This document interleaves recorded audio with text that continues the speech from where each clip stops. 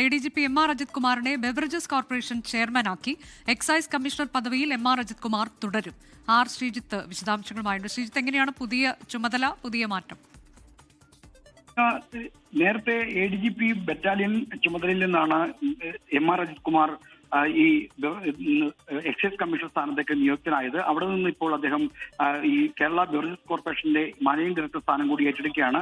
നിലവിൽ ഹർഷിത അട്ടല്ലൂരി ആയിരുന്നു ബെവ്കോ MD ആയി പ്രവർത്തിച്ചിരുന്നത്. അവരെ മാറ്റി അവിടേക്ക് ആ അധിക ചുമതല കൂടി ഇപ്പോൾ MR അജിത് കുമാറിന് നൽകാനുള്ള തീരുമാനമാണ് എക്സൈസ് വകുപ്പ് കൈക്കൊണ്ടിരിക്കുന്നത്. MR അജിത് കുമാറിന് ഒരു അധിക ചുമതലയായി നിർണായകമായ ഒരു തസ്തിക കൂടി ലഭിക്കുന്നു എന്നതാണ് ഈ തീരുമാനത്തിന്റെ പ്രത്യേകത.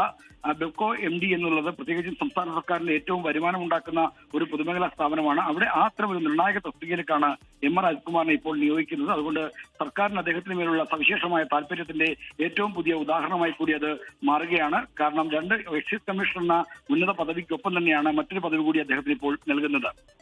അതാണ് MR അജിത് കുമാറിനെ ബെവറേജസ് കോർപ്പറേഷൻ MD ആക്കി കൂടി ഉള്ള നിയമനം. സർക്കാരിന്റെ ഉത്തരവ് പുറത്തു വന്നതിന്റെ വിശദാംശമാണ് ആർ ശ്രീജിത്ത് നൽകിയത്. എക്സൈസ് കമ്മീഷണർ പദവിയിൽ MR അജിത് കുമാർ തുടരുകയും ചെയ്യും.